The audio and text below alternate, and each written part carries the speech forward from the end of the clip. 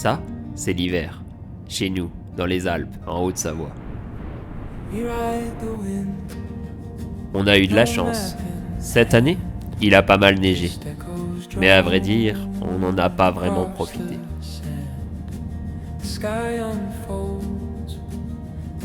C'est mon quotidien. Je prends la route, je vais travailler, je passe mes journées sur les skis. J'enseigne, je transmets, je prends le temps avec les autres. C'est une vie que j'aime. Mais au fond, il y a toujours cette idée qui reste là. L'envie d'aller plus loin, de sortir du cadre, de voir ce qu'il y a au-delà de ce qu'on connaît. Alors attends, on n'est pas encore arrivé, on les mettra tout à l'heure. Ouais, tu peux prendre le café.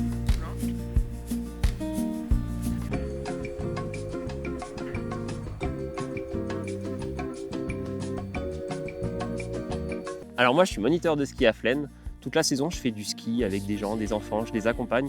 C'est vraiment une passion pour moi d'emmener les gens dans ce milieu qui m'a construit et qui m'est très cher en soi.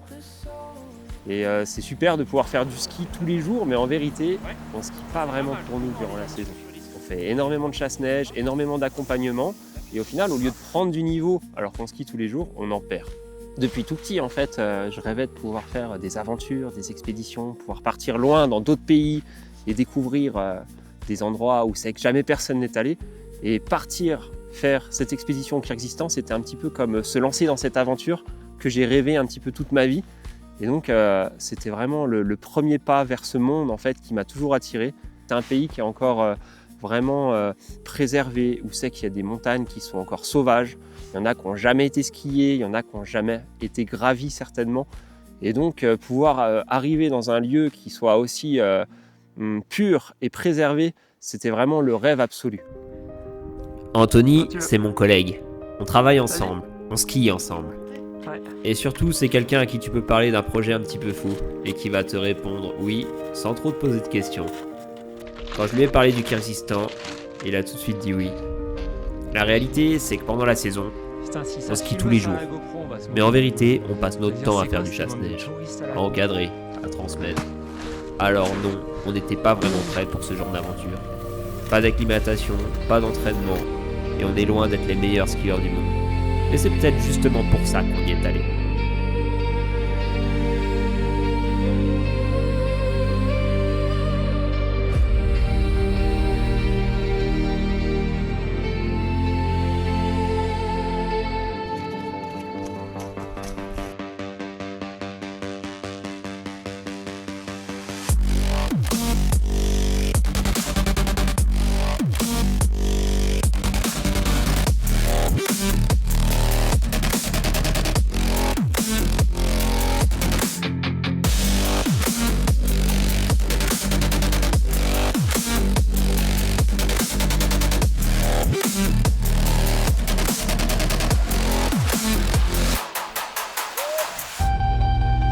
Mais avant de partir, il fallait quand même qu'on se renseigne un peu plus sérieusement.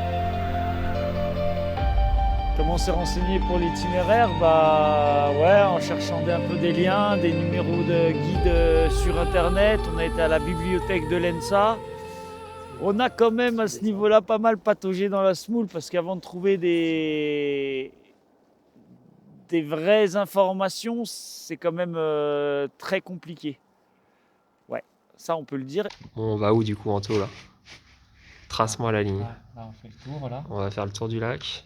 Là on voit un petit peu de blanc, on va y voir ce qui se passe. Un peu creuser la tête pour aller déjà trouver de la neige après la fin avril et quitte à trouver de la neige, être aussi dépaysé et en tirer une expérience un petit peu inédite. La première partie ici, il y a 2 montagnes à 4000.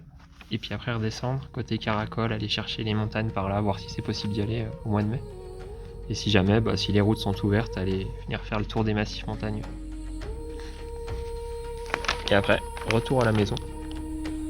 Le Kyrgyzstan, c'est au cœur de l'Asie centrale. Un pays immense, très montagneux, où les distances comptent vite. L'idée est assez simple. Arriver à Bishkek, louer une voiture, car il faut être autonome, puis faire le tour du lac Issyk-Kul. s'enfoncer progressivement vers les massifs qui l'entourent et essayer de se rapprocher le plus possible des montagnes les plus hautes. 3 massifs nous intéressent.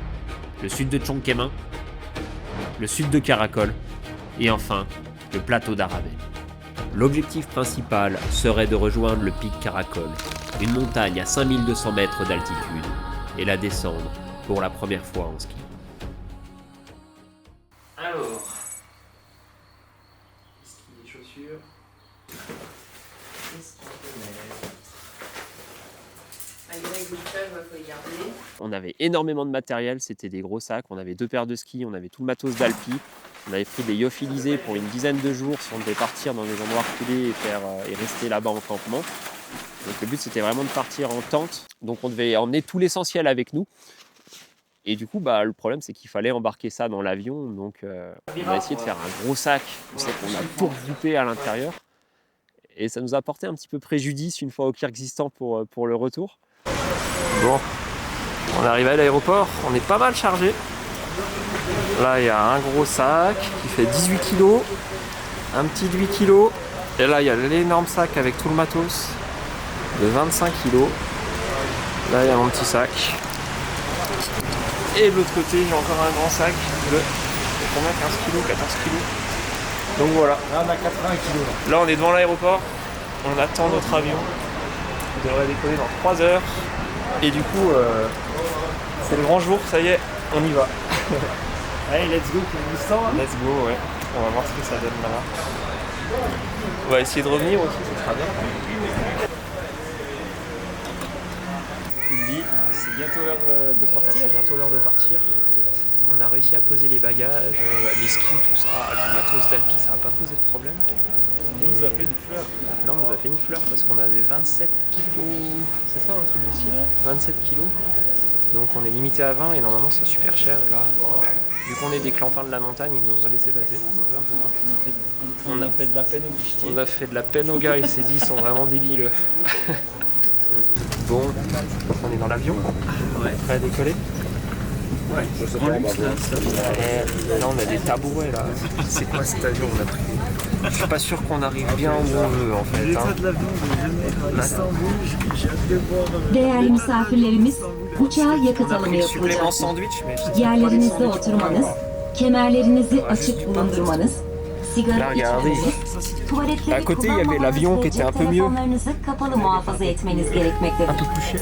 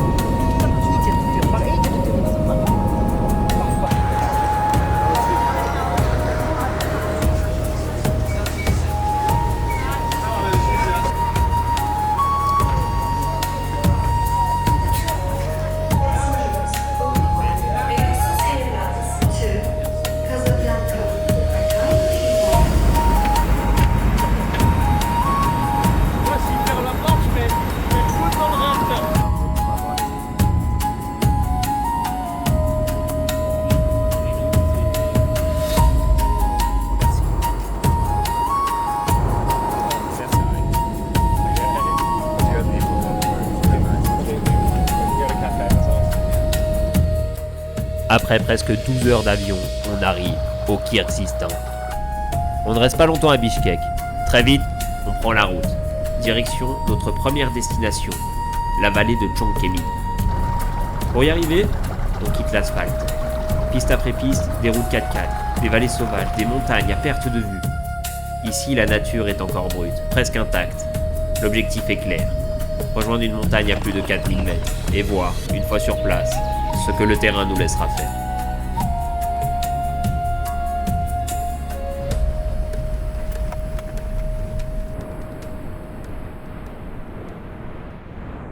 Et bonjour, hier on est bien arrivé à Bishkek et ce qu'on a fait c'est qu'on a pris un petit taxi et on est allé louer une voiture, celle qui se trouve derrière moi.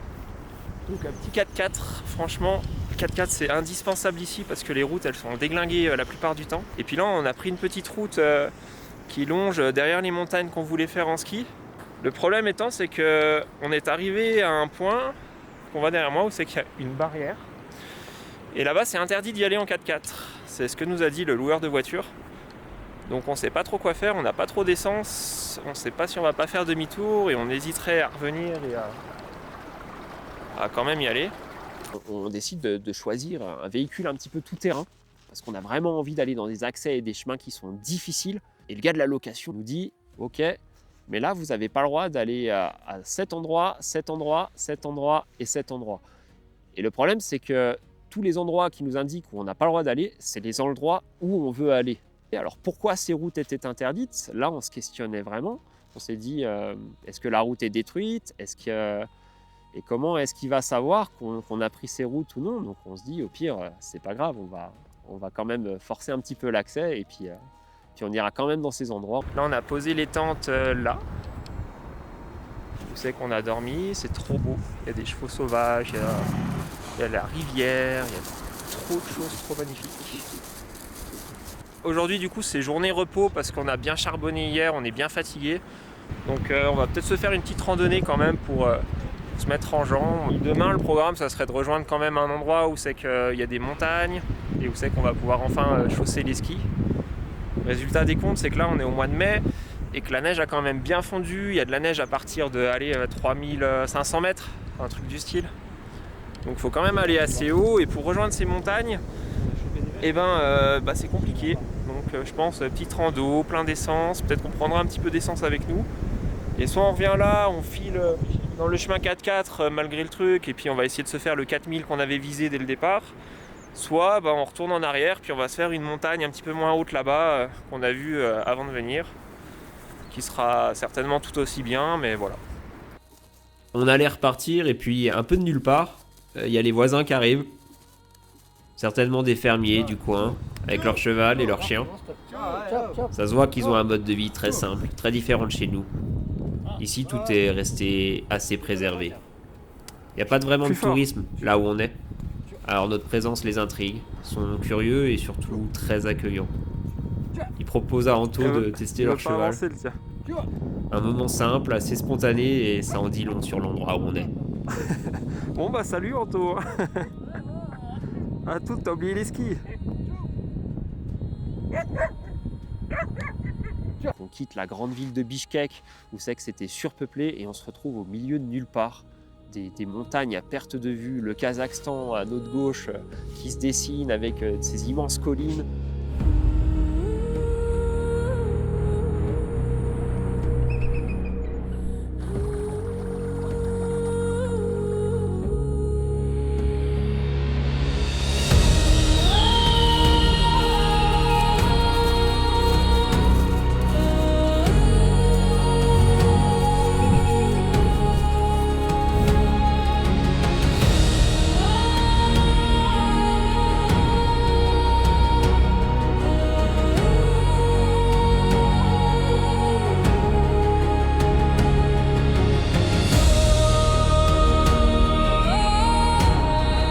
À la base, on devait retourner sur nos pas, faire le plein et acheter des vivres.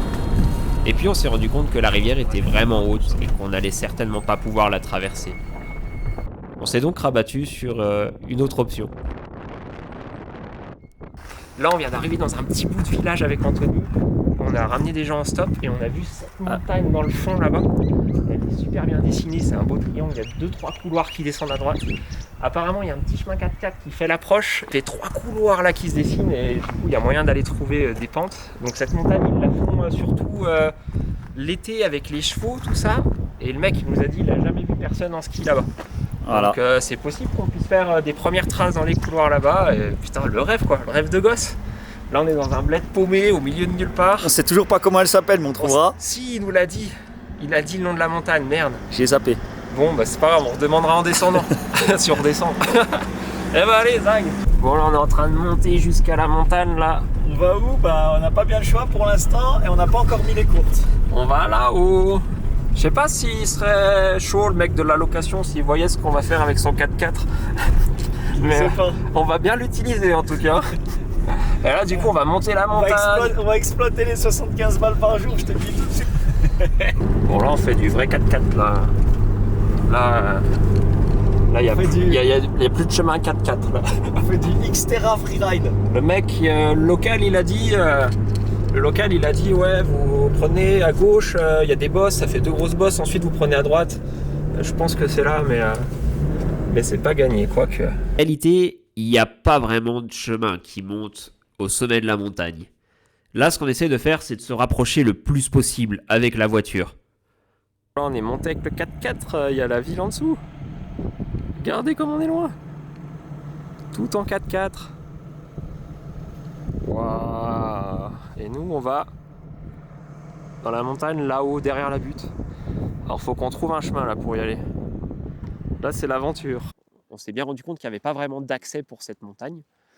Donc, on est parti et on s'est vite retrouvé coincé au niveau de la lisière de la forêt. La piste 4x4 s'arrêtait.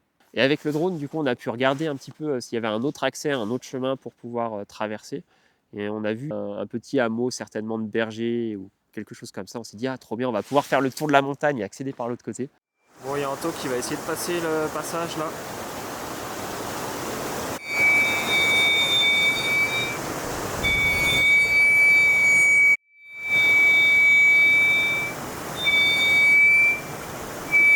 Là, t'es sur la pierre.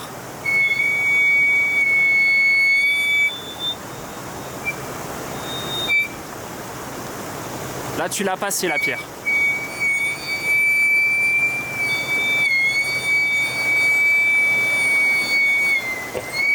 Allez, d'un coup sec.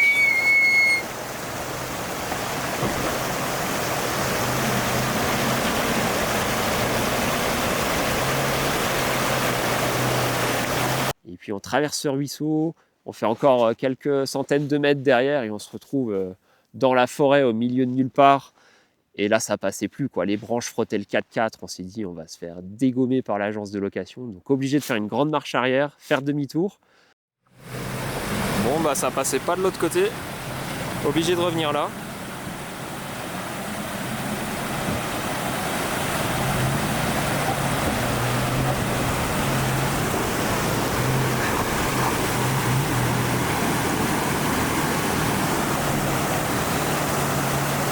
Le pilote.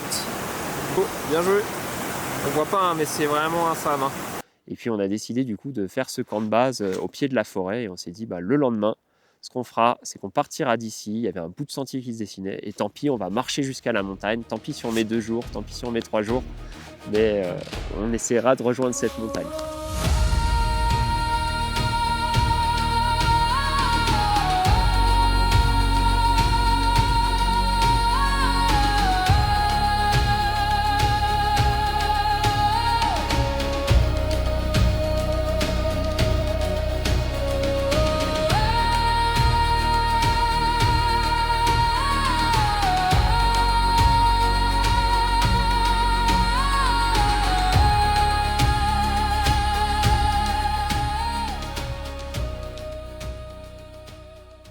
Il vient de se passer un truc un peu lunaire là.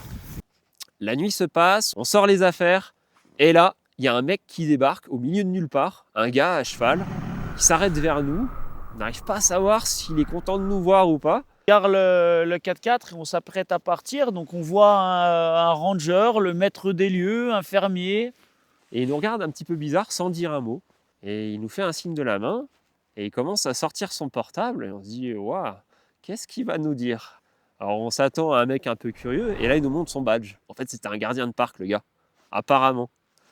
Et on se dit merde, là on est dans le parc naturel avec le 4x4. Qui nous interdit, puis on lui dit que qu'on va faire un film de ski sur la montagne, qu'on a besoin de laisser le 4x4 ici pour 2 jours. On lui fait comprendre, on lui montre les skis, on lui dit non mais on va aller skier, on va aller faire ça. Et le mec, il est surpris, et il nous prend vraiment pour des débiles lui aussi. C'est déjà la 2e personne, enfin la 3e personne qui nous prend pour des cons. Donc je pense que c'est une habitude chez nous. Il dit que c'est pas possible dans un premier temps, on essaye de se comprendre, on lui fait comprendre qu'on veut y aller absolument, d'essayer de négocier, je pense qu'il comprend. Et du coup, super, le gars, il nous dit rien en fait. Il nous dit rien du tout, le mec il parle pas quoi.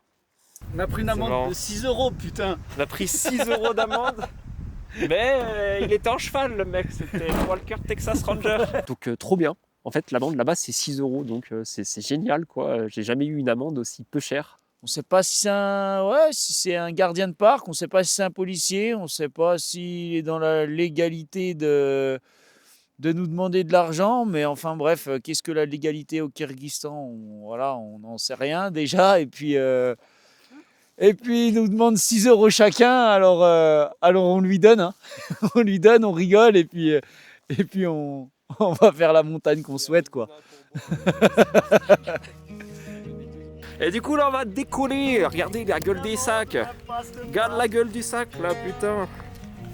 Combien de kilos, là? 20 15-20 kilos, là, je pense, hein. Ah ouais, je sais pas combien de dénivelé on va faire, mais ça va être sympa. En tout cas, c'est dommage, parce qu'à 3 minutes près, on se faisait pas amender, quoi. Ça va.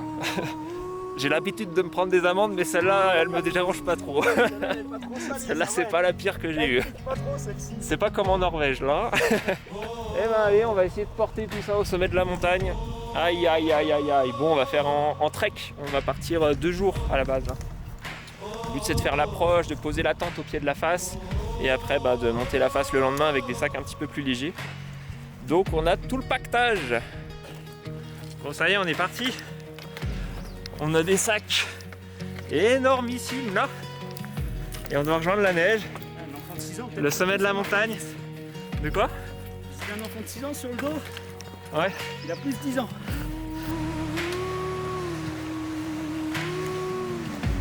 On prend du train. Ça va, Romain?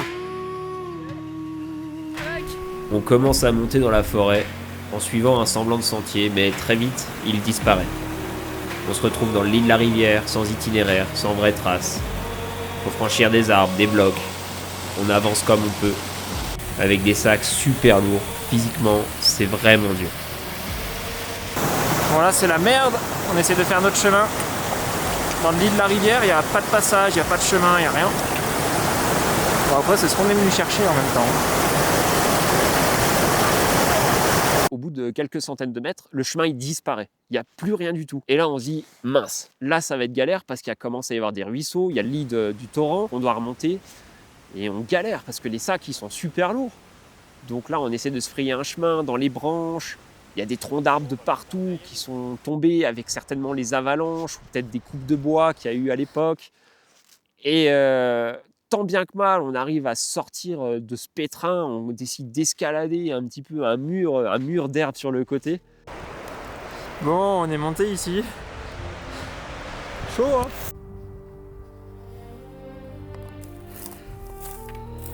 Hop, on approche, c'est cool.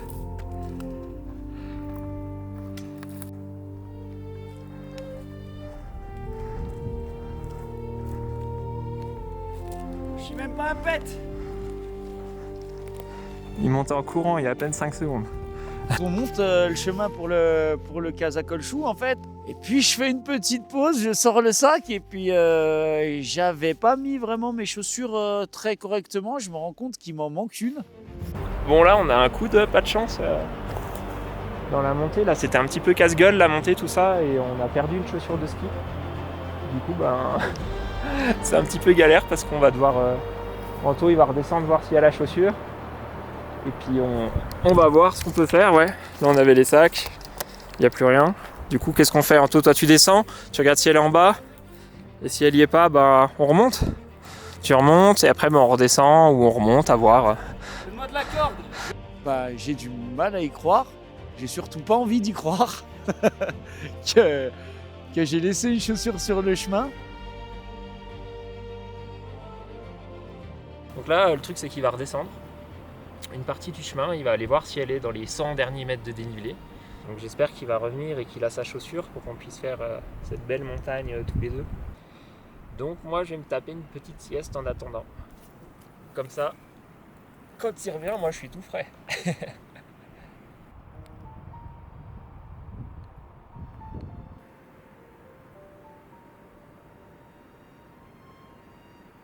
Je commence à faire demi-tour, je fais 100 mètres.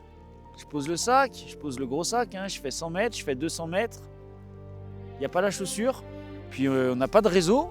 On n'a pas les Toki sur la première rando parce qu'on cherchait à être light.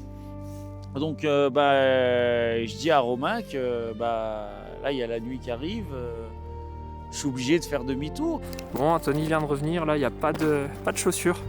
Donc on va redescendre, on va trouver un endroit pour se caler. Et puis voilà, on va essayer de voir comment on va faire s'il y en a un ou deux qui redescend. Comme ça, au passage, on prendra des off en plus pour rester un jour de plus là-haut. Ouais. Alors, du coup, là, on n'a pas retrouvé la godasse. Enfin, Anthony n'a pas retrouvé la godasse. Et ce qu'on va faire, on vient de tilter là, c'est qu'on a filmé en montant. Ça sert de filmer. Donc, on va voir si on avait les godasses d'entrée. Et puis, j'ai acheté une belle paire de Dynafit Radical Pro avec laquelle j'ai fait une descente et il me manque une chaussure. Et sans même parler de ça, c'est juste que je peux sans doute pas trouver le même type de chaussures au Kyrgyzstan ou alors là ça devient compliqué. Ça compromet le voyage. Il y a même Romain qui me parle de dire que tant pis si je peux pas skier, que lui il skie, et ce que je comprends tout à fait parce que c'est ma connerie et puis je l'assume. Hein. Intimement, c'est hors de question dans ma tête que je skie pas, mais il va falloir quand même que je retrouve cette chaussure. Retrouve. Ça fait plus de 2 heures qu'Anthony est parti, il est toujours pas revenu, donc je sais pas ce qu'il fait. À mon avis, il l'a pas trouvé, il est descendu jusqu'en bas. Donc je sais pas à quelle heure il va remonter, à mon avis il doit être crevé, il doit être énervé. Donc moi ce que je vais faire là maintenant, c'est que je vais monter le camp, aller chercher de l'eau, trouver du bois, puis voilà. Hein. Je vais voir s'il arrive à me retrouver ou pas. J'espère qu'il va réussir à retrouver le camp, quoi, là où on est. Sinon, tant pis, je devrais redescendre. Je vais voir. J'attendrai demain, quoi, mais bon, c'est vrai que ça fait perdre une journée, quoi, donc c'est problématique. La neige fond. Donc là, je sais que Romain est là et il a préparé le campement, et puis on sait que il n'y en aura pas pour un jour d'approche, il y en aura pour 2 jours d'approche, parce qu'il va falloir qu'on dorme là. Et là, je commence vraiment sérieusement à penser que moi, mon trip ski, il est compromis parce que il me manque une chaussure de ski, quoi. Sans le sac de 25 kilos, ça va, on n'est pas si loin, mais je mets une bonne heure et demie quand même à descendre. On se dit qu'on est passé au plus simple, donc je redescends au plus simple, mais je trouve pas ma chaussure. Et je redescends jusqu'à la voiture sans trouver ma chaussure. Bon, j'ai fini de monter les tentes.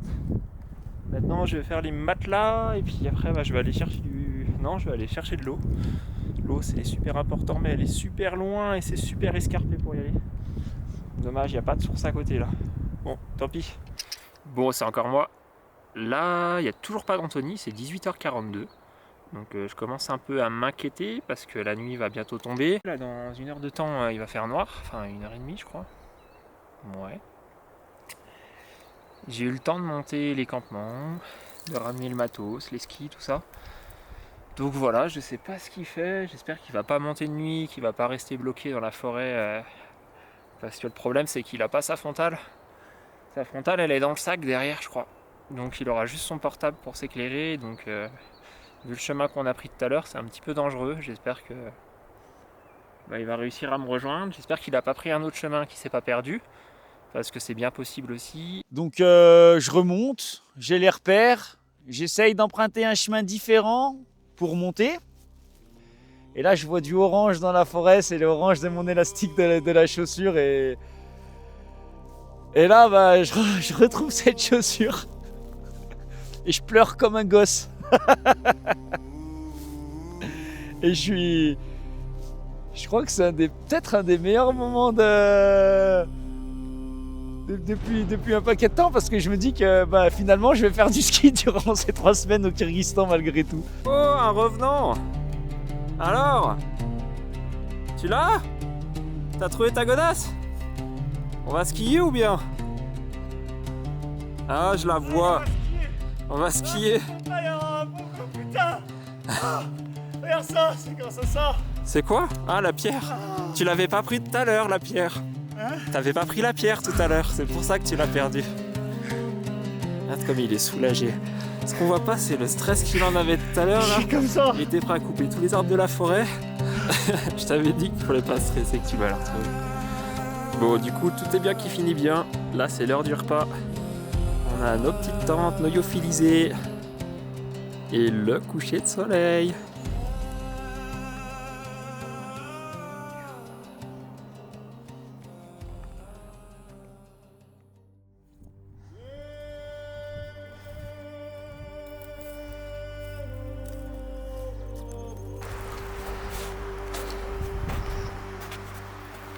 Le jour se lève, c'est super beau et là c'est super bien. Il n'y a plus du tout de chemin, mais on n'est plus dans la galère, c'est des grands champs.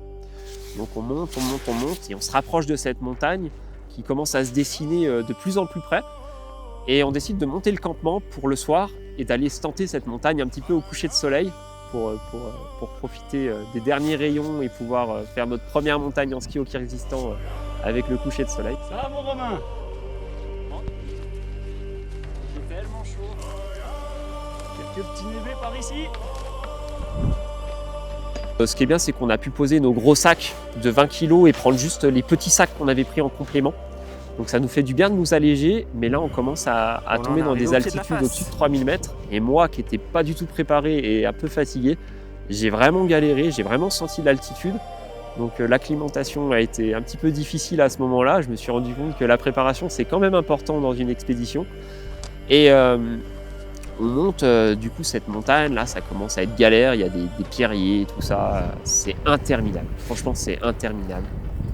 Bon, on est en train de monter la butte là.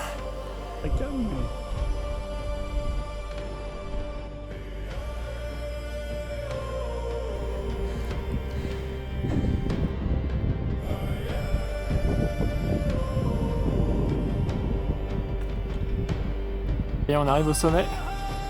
Là, c'était dur, c'était interminable. C'est juste là. Là c'est la consécration. On arrive au sommet d'une montagne et en fait qui en cache des dizaines d'autres derrière. Et on se retrouve dans le rêve absolu. Moi, mon rêve de gosse, je me dis mais toutes ces montagnes là, elles n'ont jamais été skiées, c'est sûr quoi. Qui va aller là? Qui va se taper 3 jours ou 2 jours de marche pour monter ici avec des skis sur le dos? Bon, ça y est, on est arrivé au sommet. Première montagne au Kyrgyzstan. Content, Anthony? Aux anges. Putain, c'est incroyable, Oh, c'est trop anges. beau. J'en ai trop chié à la montée, c'était violent. C'était raide, c'était lourd.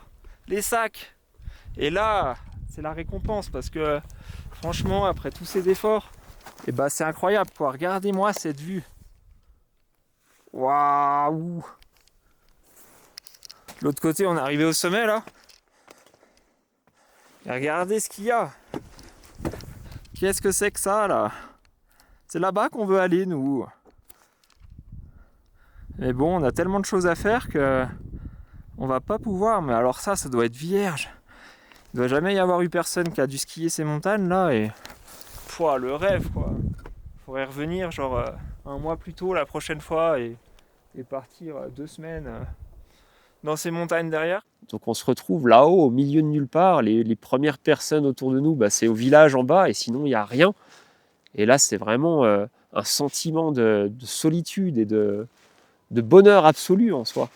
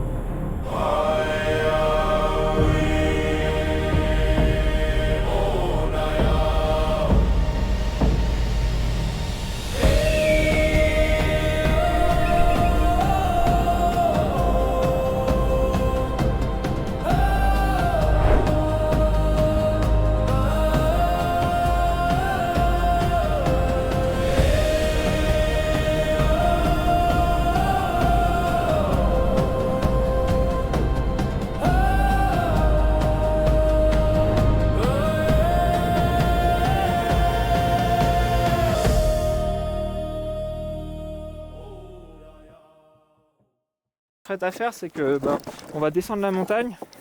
La neige est un petit peu particulière. Le truc, c'est qu'on sait pas du tout comment est la neige. À ce moment-là, elle prend le soleil. Il a fait très chaud à la Il montée. n'y a pas de couche en fait. Ça veut dire qu'il n'y a qu'une seule couche et ça veut dire que forcément, s'il y a des pierres en dessous, on va risquer de les taper. Donc va falloir être super prudent et pour ça on va skier tranquille. Pour le coup, on va pas y aller comme des bourrins. Ça sert à rien de se foutre en l'air à la première montagne. Autant attendre la deuxième ou la troisième. Donc va falloir être très vigilant. Et au final, on se dit, mais il n'y a pas de réseau, il n'y a rien. S'il y a quelqu'un qui se fait mal ici, on est foutu. Donc moi je vais y aller en premier, Anto il va me filmer, après je vais m'arrêter au milieu de la face et puis ça va être à son tour. Donc voilà, quelque chose à rajouter? On va kiffer.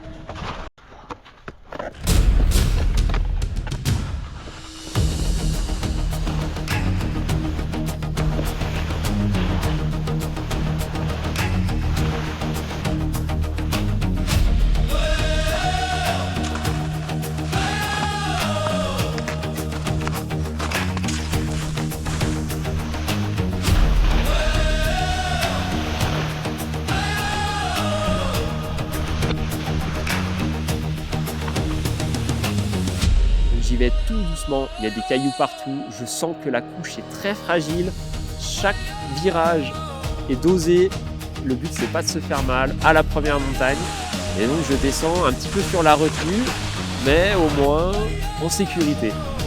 Et là j'arrive un petit peu à un replat et je me dis waouh, ça commence à s'ouvrir, là ça va être bon. Après j'ai l'impression que les cailloux il y en a un petit peu moins, donc je décide de m'arrêter à ce moment-là et de filmer Anthony qui me rejoint et qui continue, et là c'est super quoi.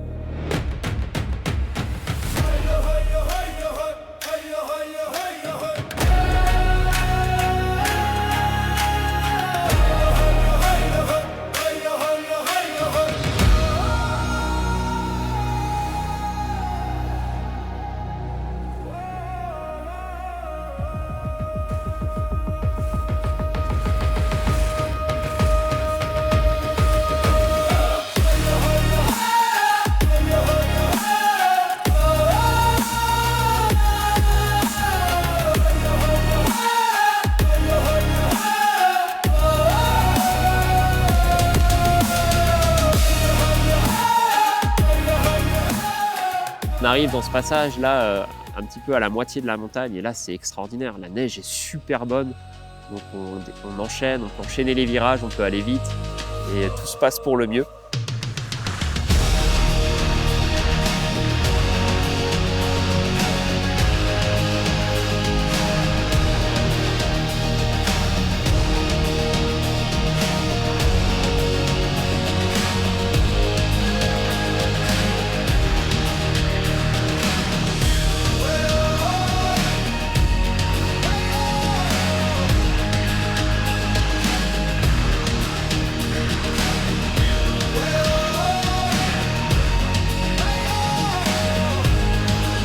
De la pente, juste ce qu'il faut, il y a des cailloux, il y a quand même une neige de printemps mais quand même très bonne, il y a un coucher de soleil extraordinaire et on a conscience qu'on skie au Kyrgyzstan et on réalise et on est fiers, on est content, et puis on prend énormément de plaisir.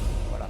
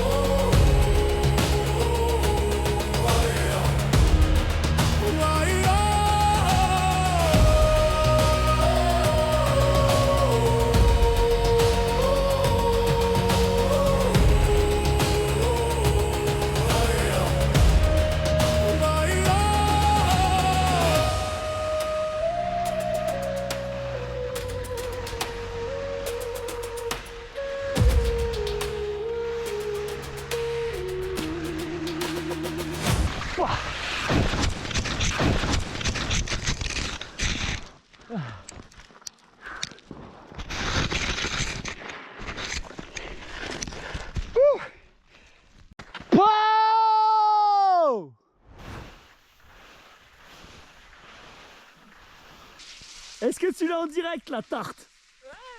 Hein? Je suis mort. Oh. KO. Ouais, t'as vu, ça te démonte les jambes. Hein. C'était incroyable. Putain, la GoPro elle merde. Je suis dégoûté. Alors, bien? C'est incroyable. C'était incroyable. Voilà la face. Bon, on était là-haut tout à l'heure. On a descendu la montagne en ski. Et puis là, bah du coup, la nuit est tombée. Ça tombe vite la nuit. Et on doit aller à la tente qui se trouve là-bas. 600 dans le noir, putain. Ouais, mais c'est stylé quand même. Donc voilà. Donc là, c'était une super journée. La face, elle était extraordinaire. C'était tellement bon. J'espère que toutes les montagnes seront comme ça au Kyrgyzstan. C'était le début.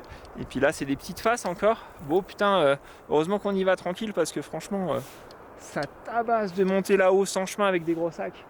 Donc là, il y a intérêt de se foutre la caisse avant de continuer.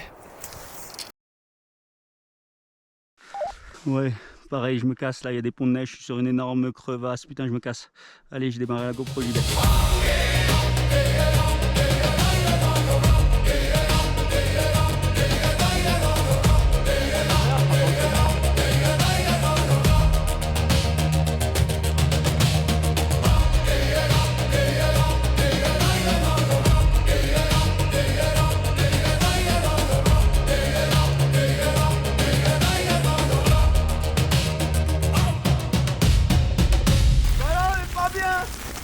Il vient de dire on n'est pas top là. C'est la merde. Là ouais, c'est un peu l'expédition là, c'est un petit peu compliqué mais